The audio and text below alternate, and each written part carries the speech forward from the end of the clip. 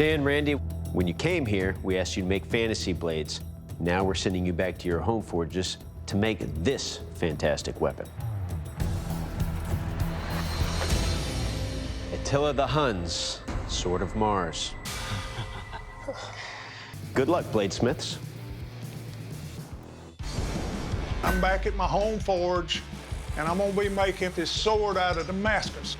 I'm making it Damascus to catch the judge's eyes. Damascus, you can have all kinds of problems. It could fail on me, but I'm gonna take a chance and see where this one comes out. I've stretched my billet out and I cut it in 6 equal pieces. Now I'm welding it back together to go back in the forge and forge weld it and stretch it out. I'll have 78 layers when I get through and hopefully a pretty pattern. If it sets well, I'm home free. I hope it holds. It's scrap. The weld didn't hold. It's got a void. I'm afraid if I keep fooling with it, I'm gonna run out of metal. So I'm gonna scrap it. Start all over. I got 3.5 hours of dead nut. Tomorrow's gonna really be what makes or breaks the deal. I'm gonna have to push it. So it's the start of day 2. I want to get the heat treat and temper out of the way and done so I can start working on the finer details of this blade. This one's for the money.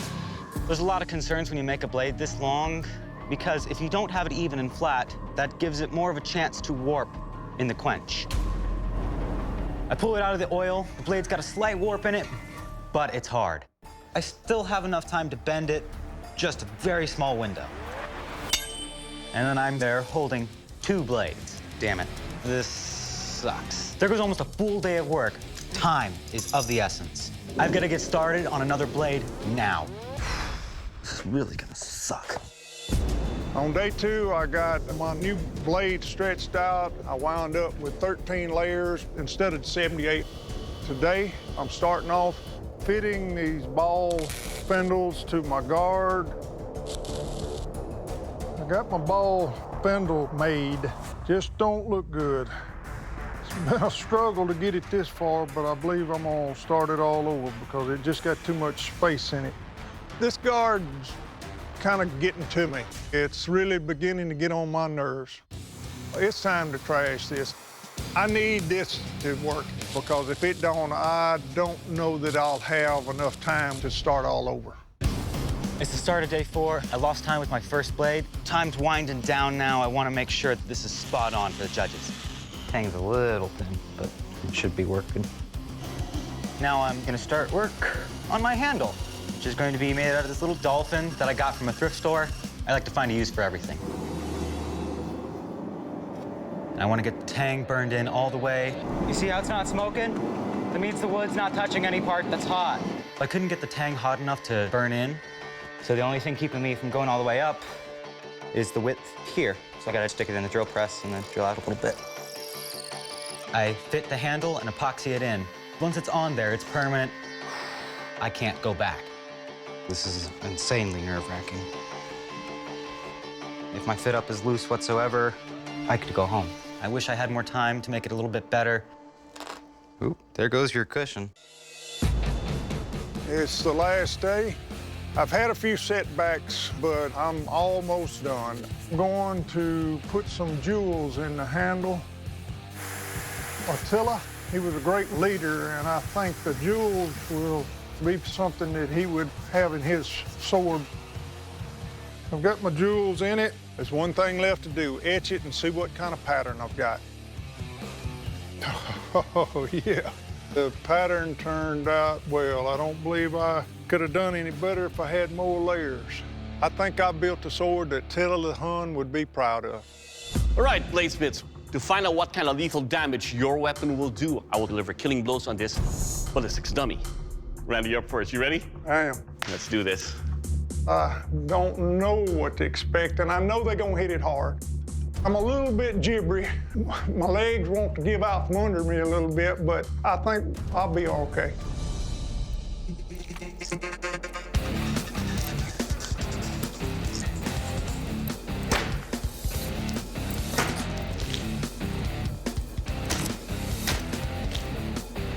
Nice.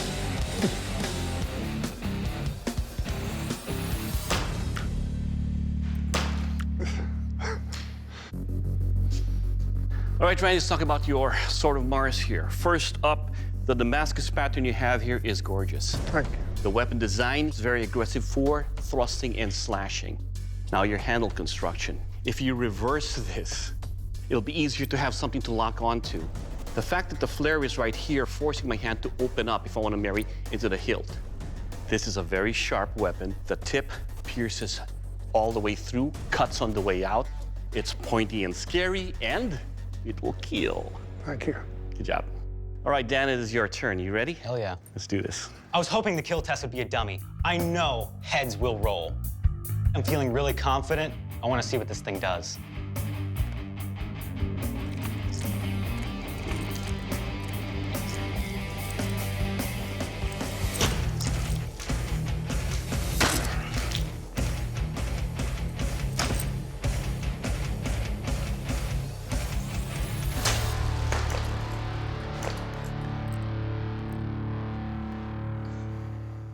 All right, Dan, let's talk about your weapon here. I love the balance of your blade. When I go forward, it's not hard to pull back to go in again for another kill. Now, your handle construction.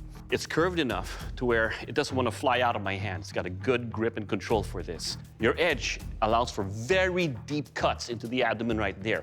The only issue we have is that your tip picked up a bend when it's chopped into the spine. But your weapon, sir, will kill. Thank you. All right, gentlemen, it's time for the strength test. Now, Attila's armies were basically one large cavalry. And through his military campaigns, he revolutionized the use of horse in military conflicts. So to test the strength and durability of your blades, I'll be chopping into these horse skulls. Randy, you're up first. You ready? I guess so. Okay.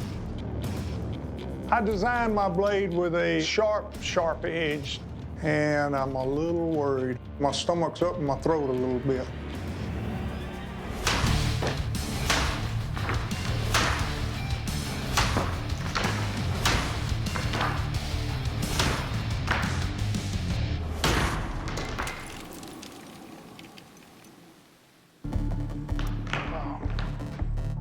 Okay, so right off the bat, the biggest thing is that this section from right about here to here has lost its edge. There's a couple of small rolls. Blade's still straight. It's all in one piece, still solid. Nicely done. It's a very strong blade. Thank you. All right, Dan, are you ready? No, but let's do it. Everybody says that. The first test bent my blade. So I'm feeling a little bit of fear going into the strength test. This will kill blades. It's a scary, brutal thing.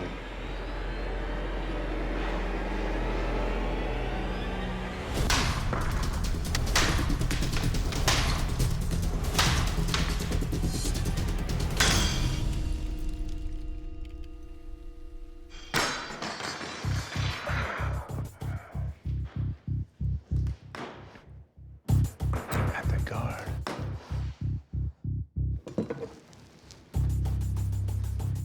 Okay, so before we get to the obvious, I really like the design of your blade. It's got a great weight to it, had a really good feel in my hand. The balance was really nice. See all that space around your tang?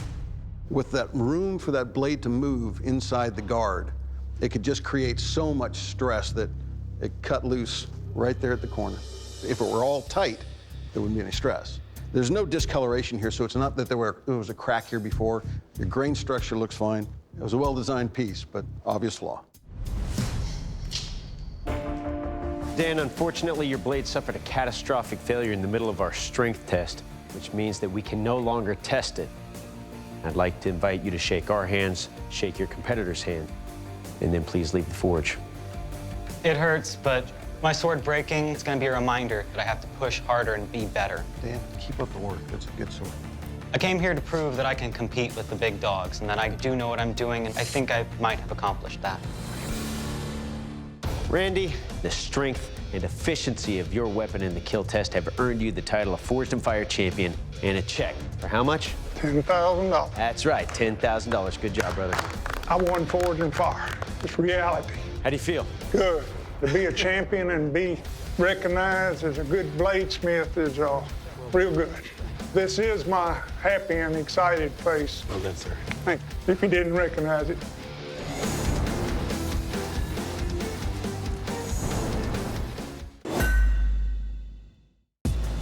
Bladesmiths, congratulations. You've made it into the third round of this competition, and now it's time to send you back to your home forges to recreate this iconic weapon from history. That weapon is Charlemagne's Joyeuse. Good luck. We'll see you in 4 days.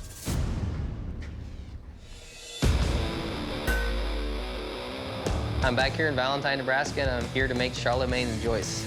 Currently, I've never made a sword before. This is gonna be an interesting experiment for me. So I'm gonna use a big piece of 5160 bar stock. It can take a lot of damage and flex well. I wanna make sure I got the length of the blade done down to a reasonable size.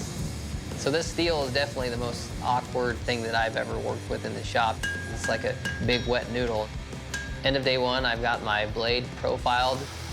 Tomorrow, the plan is I'm gonna start heat treating and get this Damascus ready for the crossguard. It's the morning of day 2. Now we're going to get it ready for heat treat. The main thing is I'm definitely paying really close attention to the parameters. Getting pretty close to coming up to temperature, so we're about 5 minutes away and we'll be quenching her. All right, this is it. Eureka. All right. Well, I'm worried that hitting the bottom of the quench tank did some damage. Come on, man. This is not what I planned. I tried to fish it out, but unfortunately, I didn't catch anything. Ended up pouring it out in a 5-gallon bucket in my yard. I got the blade out, so it's all good now. I did pick up a slight warp close to the tip. I should be able to straighten that out during the temper cycle, so time will tell. The morning of day 3. Plan today is to grind in my fullers and get all my fittings ground down and shaped. So my biggest fear of putting in this fuller is just grinding right through my blade. I can kind of tell how close it is just by feeling it with my hand. After about an hour, the fuller's done and everything is looking good. Coming out pretty well. Now I can work on profiling the pommel and guard and getting them exactly to where I want it. For my handle, I choose diamond wood because it can take a lot of abuse and it's not gonna break. I'm in the home stretch now. Tomorrow, I'm just gonna be focusing on getting everything fitted and glued together. It's a good looking piece so far. Morning of day 4, I got a lot of work ahead of me. My biggest focus is gonna be getting the blade straight, and so I wanna get that out of the way and then go from there. My solution is to extend the width of the jaws with some angle iron, heat it up, and use some wooden dowels to put the proper pressure where it needs to be. She's straight. Oh, that's so freaking awesome. Now I need to make the handle. Time's running out, so it's a race to the finish. All right, she's getting there. End of day 4. Man, it's been quite a trip. Everything turned out great. A lot of hard work, but I believe it really paid off in the end. That's a sword in 4 days. All right, bladesmiths, welcome to the kill test. To find out how lethal your weapons are according to its historic design, I will take your weapon, deliver some killing slashes and thrusts on this Boar carcass. Mitch, you're up first. You ready for this? Yes, sir. Let's do this. Standing there getting ready to see Doug go at this boar with my sword, I'm a little nervous. My heart is in my throat, my heart's beating fast. I feel like my legs are shaking and I'm trying to make them not.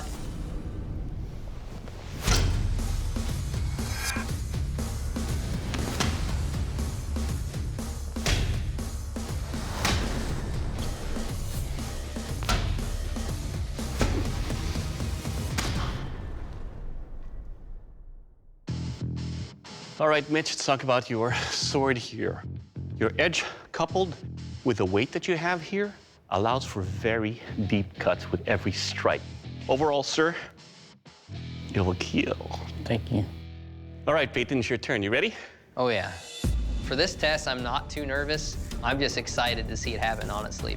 I get to see this boar get cut in half, hopefully.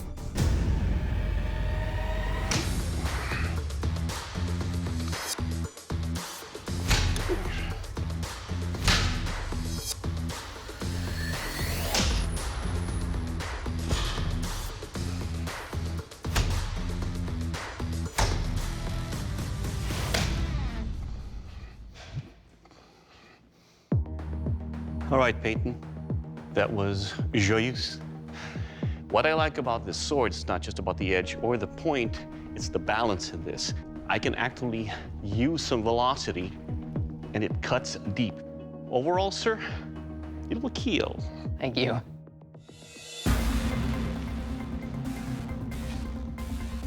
All right, gentlemen, it's time for the strength test. Now, to test the strength and overall construction of your blades, I will be attacking our armored knights here.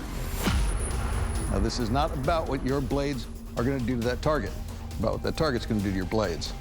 Mitch, you're up first. You ready for this? Yes, sir. Okay. This is definitely more nerve-wracking than the Boar test. If it's going to fail, I would say this would definitely be the test that would cause the failure. I'm just saying to myself, please don't break. Please don't break.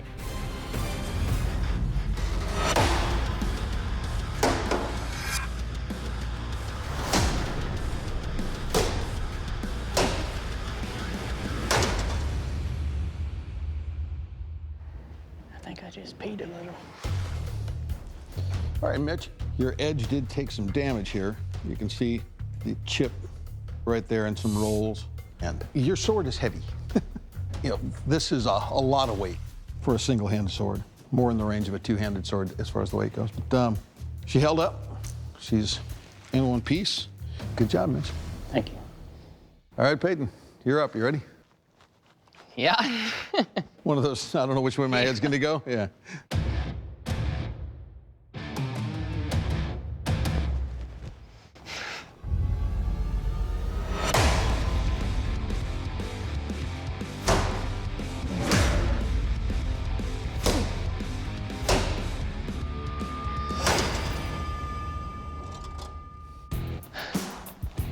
All right, Peyton, it's weighty, but the weight is all back in my hand, so it doesn't feel as heavy in the blade. This sword has a much better point of balance than the other sword. Your blade did take some chips and some edge rolling, but I think your grinds are beautiful. The sword is all solid. You did a good job. Thank you.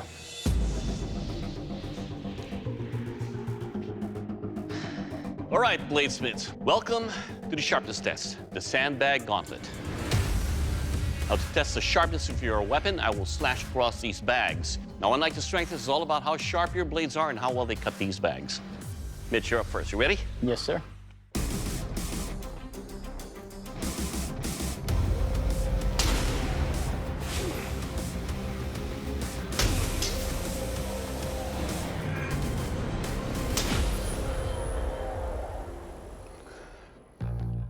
All right, Mitch, so despite some of the damage of rolls and chips, it wasn't an issue at all in cutting these bags. It will cut. Thank you. All right, Peyton, your turn, sir. You ready? Yes, sir.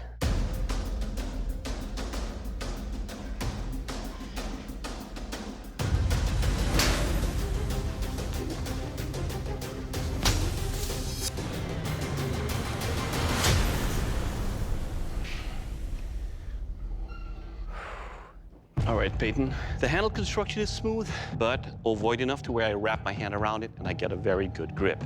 It will cut. Thank you. Mitch, Peyton, the judge's deliberation is complete. You guys have done fantastic work on these finale weapons, but there can only be one Forged in Fire champion. Our new Forged in Fire champion is... Peyton, congratulations. You're the Forged in Fire champion. Mitch, unfortunately, your blade didn't make the cut.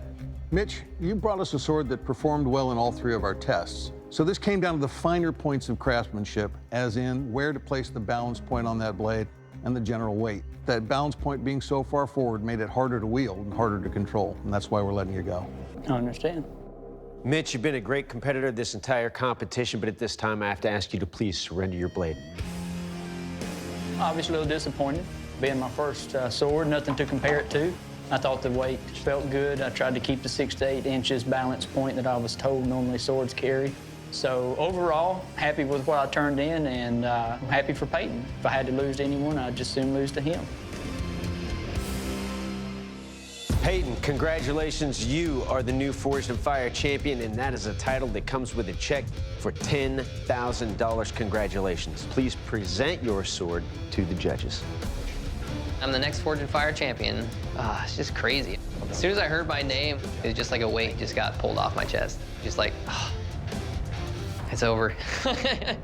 Finally can breathe.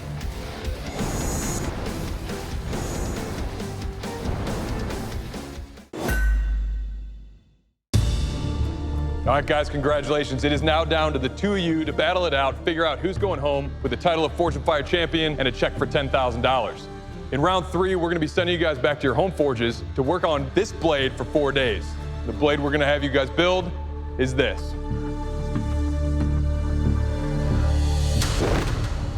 The William Wallace sword. Biggin', right? Armed with his gigantic two-handed claymore, William Wallace was known for leading the Scottish rebellion against the English during the late 12th century. Measuring in at a staggering 5 foot 4 inches tall, the blade weighed less than 6 pounds, making it both lightweight and long enough to deliver deadly blows against the enemy on horseback or on foot. Wallace led his troops to victory with his namesake sword during the famous Battle of Stirling Bridge. Memorialized as a Scottish hero, Wallace can be seen wielding his iconic sword in the 1995 blockbuster, Braveheart. This is the largest sword we've ever asked any bladesmiths to make. One look at that beautiful sword and I think, nope. You've got to make your blades within these parameters. The blade length needs to be between 51 and 53 inches with a blade width no less than 2 inches. You guys need to have a guard with upswept quillions, longet, and 2 side rings. Need to include a 2-handed handle and top it off with a pommel. The best of luck to both of you guys. We'll see you back in the forge in 4 days.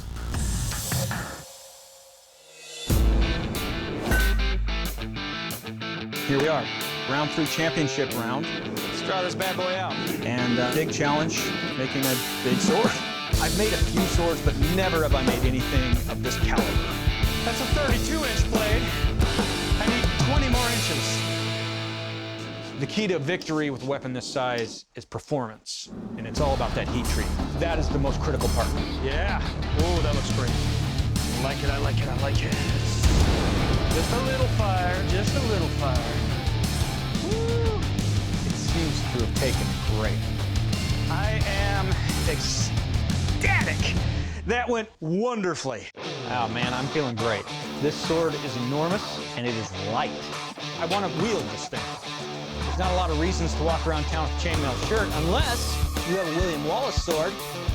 Then, of course, you should have a chainmail shirt on. That's pretty nice. That cut really well. I'm back in Bloomsburg, Pennsylvania, my home forge. I gotta make a William Wallace sword. It's a beast of a sword. Today I would like to get the blade drawn out to rough parameters, hopefully. I can't screw this up. I only have one piece of this.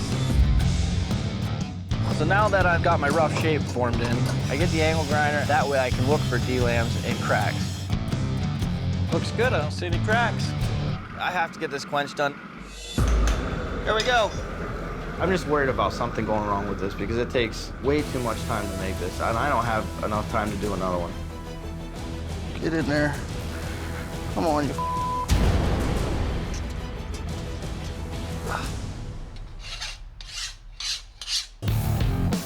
got a little bit of a warp in it, but it's not bad. I'm pretty happy with it. It's time to start putting all the pieces of this sword together. I slipped the guard down on my sword, and the challenge is just making sure everything fits tight and there's no wiggling, there's no moving, because if they hit it off something and if something loosens up, I could go home. I'm really happy with the way it looks. Big sword for a big guy. All right, bladesmiths, welcome to the kill test. To find out what kind of lethal damage your iconic William Wallace swords will do, I will take your sword and deliver lethal blows on this wild boar carcass. James, you're up first. You ready for this? Yes, I am. All right, let's do it. Those hogs can take out a weapon pretty easily. It could wrap around the side of the hog instead of cutting into the hog. And all that momentum could go into bending the blade rather than slicing into the pig. And that makes me very nervous. It is massive.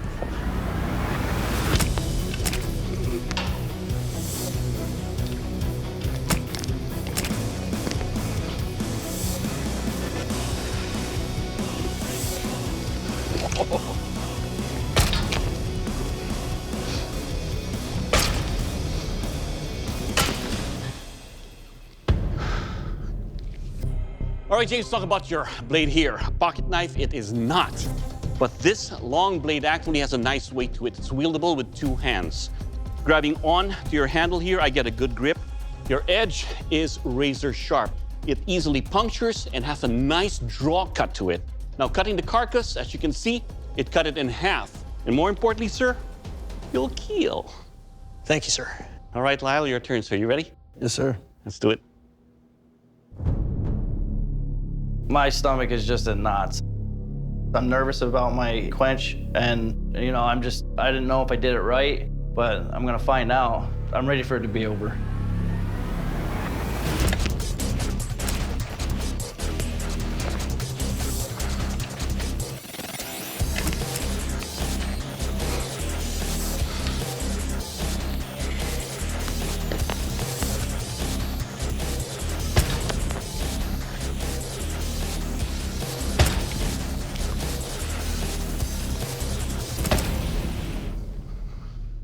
All right, let's talk about your William Wallace sword here. It's a lighter sword. It's about a ½ pound lighter. Your edge is sharp. Now, it cut very deep on this big carcass. It didn't cut it in half, but it did cut. Overall, sir, your sword, you will kill. Thank you. All right, gentlemen, it's time for the strength test, our battering ram chop. Now, why would you attack a battering ram with a sword? I don't know, but we're gonna do it anyway. Now remember, this test is not about what your swords do to that battering ram, but how well they hold up. James, you're up first. You ready? Dave, I hate this plan.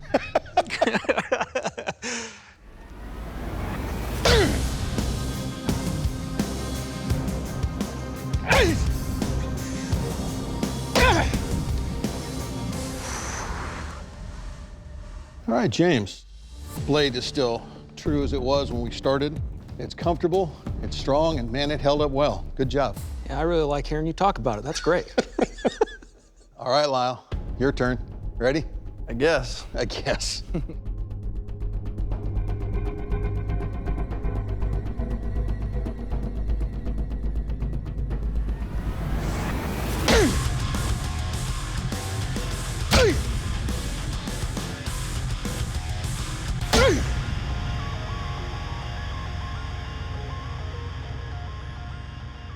All right, Lyle, first off, remarkable job making a weapon this big, this light, and hold up that well. That's impressive. But the issue is we've got some loosening going on. Other than that, you did a great job. Thank you. All right, bladesmiths, this is the sharpness test, the foam pillar slice. Now, unlike the strength test, this is all about how sharp your weapons are and what they do to these foam pillars that are wrapped in leather. James, you're up first. You ready? Yeah, man. Let's go. Let's do it.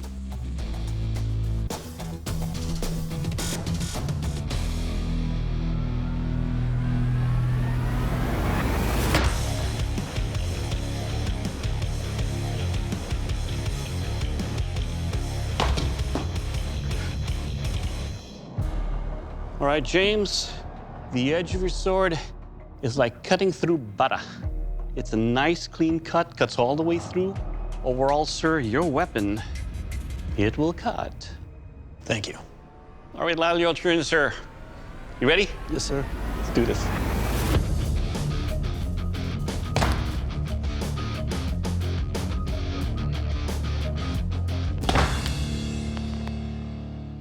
All right, let's talk about your sword here. First up, the guard is still a little bit loose from the strength test. But when it comes to the cuts, it is a sharp edge that you have here. It did cut the leather, it just didn't cut through. It's a lighter blade, thinner edge over here, but it does cut. Thank you. All right, gentlemen, you guys both brought us back giant William Wallace swords that exceeded our expectation. They're the largest swords ever built in this competition, so we want to commend you guys both for that. But there can only be one champion in this competition, and today's Forge and Fire champion is James. Congratulations. Thank you. Lyle, unfortunately, you just didn't make the cut today, and Dave Baker's going to tell you why. Lyle, you made us an amazing sword that performed very well, but that guard loosened up in the strength test, and it just didn't cut as well in the sharpness test, and that's why we're letting you go. I understand. Lyle, thank you for all your hard work. You produced a phenomenal weapon, but unfortunately, I'm going to have to ask you to please step off the floor. Thank you. I'm a little upset that I lost, but at the same time, I mean, I I got nothing to be sad about. To be here at the finals and my sword actually made it through, I mean, I can't be more happy about it. James, congratulations. You are the Forge and Fire champion. You'll be leaving here with a check for $10,000. How does it feel? Pretty great. Yeah, baby, I'm Forge and Fire champion. Great work. Feels a little surreal. Like, maybe this isn't real. You might find out tomorrow that this didn't really happen.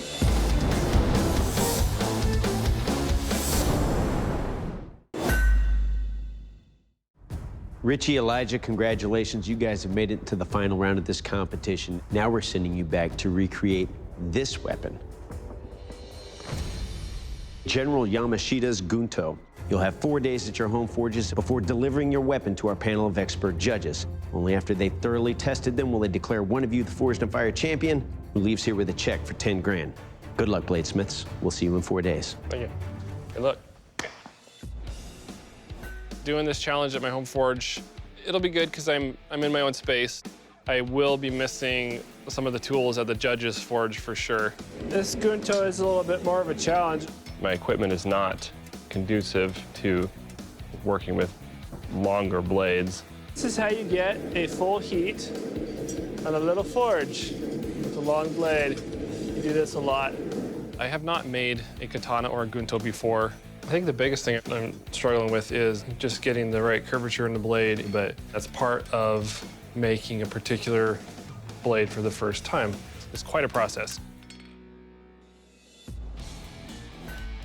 It's day one. I'm back here in my home forge. I'm gonna make a Yamashita Gunto. A Japanese sword. Hopefully by the end of today, I've got my forging done. What I'm gonna try to do is keep a thick spine right in here, get a taper from here to here. I gotta get that right curve on that thing. I need it to do that. Today I need to do some grinding and get heat treat finished. The steel settled into a rather unstraight manner. I have to reheat this back up and then re-quench it. When you heat steel up that hot, you're enlarging the grain structure. Worst case scenario, you're gonna ruin the steel. Whew. Never had that happen before. I think I hit the bottom. It's better than last time.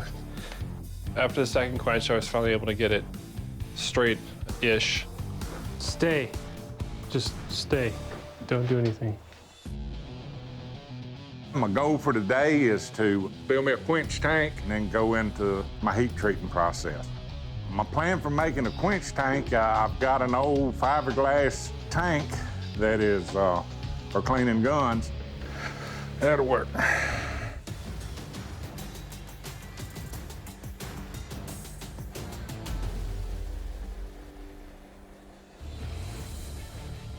Got a pretty good flare up, but I've got to get this blade hard and get it in the clamp. We'll worry about shot burning down later.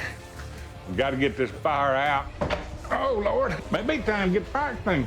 Man, thank you, Lord. We could have had a disaster. A word to the wise is sufficient. Use metal, use something that won't catch fire. And fiberglass will catch fire.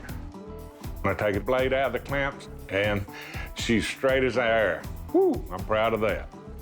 We get the smoke out of the shop, we'll proceed with plan.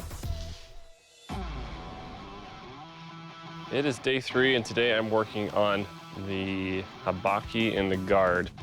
Basically, the way you make a habaki is your blade goes here, and the sides basically fold up. And you put it together, solder it together. Yay, habaki! Tomorrow I have to shape the handle, and then I have to wrap the handle. Lots of fit and finish.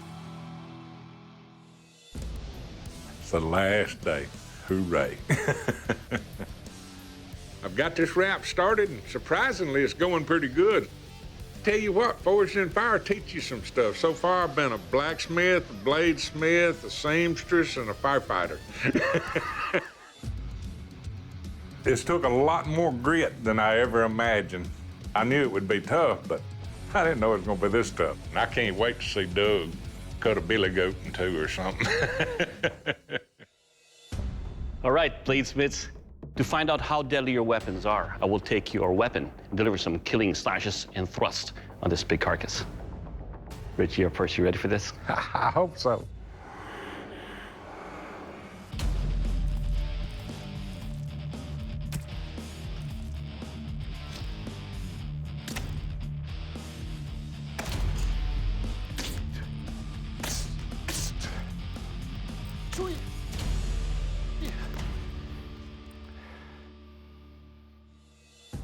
All right, Richey, let's talk about your Gunto here, your blade's balance. It's a very light blade.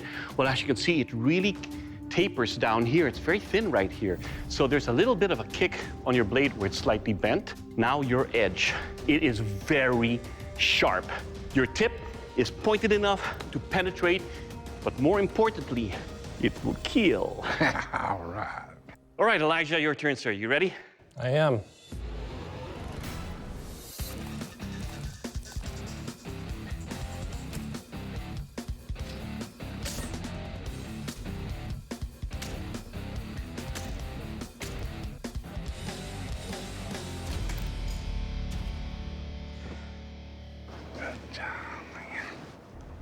All right, Elijah, every slash cut very deep into this big carcass.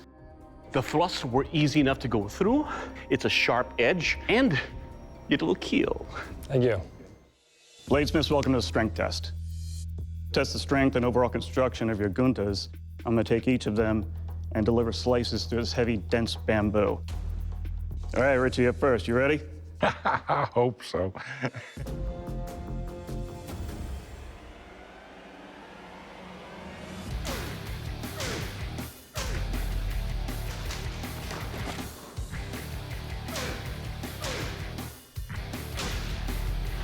Wow.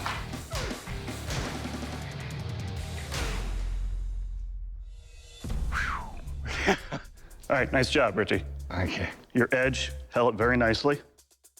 It's balanced well, but we do have a little concern your wrap is coming undone on us. That's a bit of an issue. But overall, nicely done. How you doing, Elijah? Good. Ready to do this? I am. So am I. Let's do it. Yeah.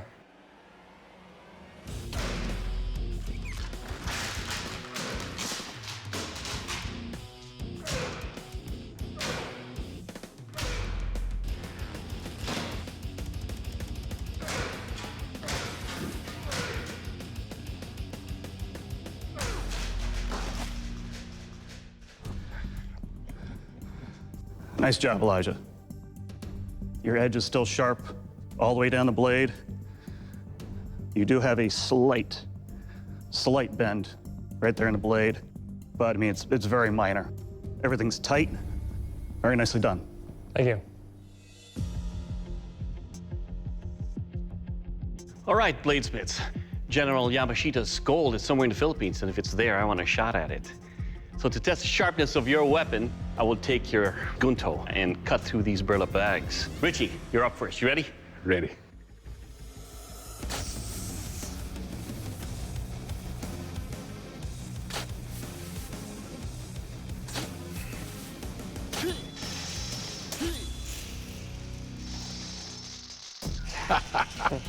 Good job. All right, Richey, we found gold. Your blade, it's sharp. With every slash, it cut through the bags. The only thing is, the more I use it, the more it's coming unraveled. But overall, sir, your blade will cut. All right, Elijah, you're next. You ready? I am.